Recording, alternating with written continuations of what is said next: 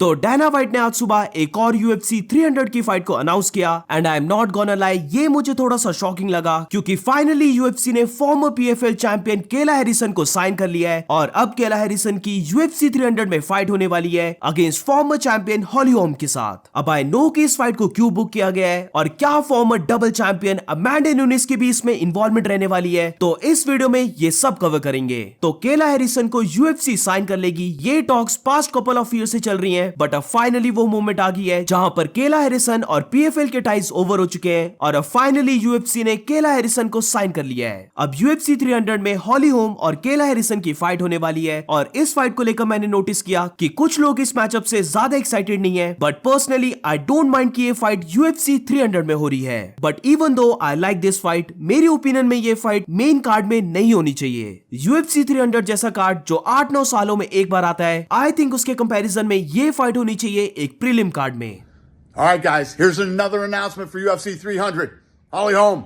She is tied for 4th most wins, 6th most significant strikes landed, and has the 4th best takedown defense at 78%. Holly Holm is one of the baddest women to ever compete in combat sports, ever.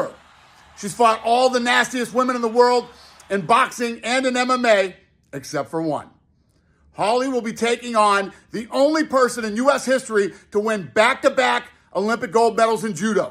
The UFC has officially signed Kayla Harrison. Kayla's 16-1 with 12 finishes. Her takedowns, her ground and pound are nasty, and this will be the first time she will be competing at bantamweight. अब हॉली Holm की बात करें तो वो अब अपनी prime में नहीं है, वो अब ओल्ड हो चुकी है। आई थिंक हॉली होम अभी 42 या फिर 43 इयर्स की है, तो डेफिनेटली केला हैरिसन के लिए ये फाइट एक परफेक्ट फाइट हो सकती है जिससे कि वो UFC में एंटर करे। बट स्टिल ये बहुत बड़ा टेस्ट होने वाला है केला हैरिसन का, क्योंकि Holly Holm is no joke. Holly Holm की फाइट्स में स्टिल लगता है कि उसके पास एबिलिटी है, तो अगर केला हैरिसन ने इस फाइट को बहुत ही लाइटली ले लिया तो फिर जो उसके पीछे हाइप है वो सारी डिस्ट्रॉय हो जाएगी। बट जैसे मैंने पहले कहा कि आई नो कि ये फाइट क्यों बनाई जा रही है और उसका ये रीजन है कि केला हैरिसन हॉली होम को बीट करे, जो एक फॉर्मर चैंपियन है जिसने रोंडा राउजी को भी बीट किया है। तो ओवरऑल हॉली होम एक बहुत बड़ा नाम है और अगर केला हैरिसन हॉली होम को बीट करती है तो फिर उसे एकदम से टाइटल शॉट मिलने वाला है। अब इस पूरी चीज को लेकर मेरा सिर्फ एक कंसर्न है और वो ये है कि Kayla Harrison 150 pounds to 155 pounds fight करती है, वेयरएज अगर UFC में विमेन की डिवीजन को देखें तो मैक्सिमम वेट वाली जो भी UFC में डिवीजन है वो है बैंटमवेट डिवीजन। हॉली होम भी बैंटमवेट डिवीजन में फाइट करती है, जिसकी फाइट अभी जस्ट संडे को हुई थी जहां पर रकेल पेनिंगटन चैंपियन बनी थी। तो आई एम नॉट श्योर कि केला हैरिसन इतने ज्यादा वेट को कट कर पाएगी। अब farmer double champion Amanda newness जो अभी रिटायर हो चुकी है, उसकी यहाँ पर क्या इन्वॉल्वमेंट रह सकती है। तो रिसेंटली संडे जब रकेल पेनिंगटन और मायरा ब्यूनो सिल्वा की फाइट हुई थी तो वहां पर अमांडा न्यूनेस भी प्रेजेंट थी और अमांडा न्यूनेस से जब ये क्वेश्चन पूछा गया कि क्या वो ट्रूली रिटायर हो चुकी है और वो कभी भी कम बैक नहीं करेगी, तो अमांडा न्यूनेस ने वहां पर इनडायरेक्टली कहा था कि अगर उसे अपॉर्चुनिटी मिलती है तो वो डेफिनेटली कम बैक कर सकती है। And then see what happens, you know. I'm still young, you know, fresh, you know, like we never know. So we have a lot of things to do. Does that mean the door is a little bit open then?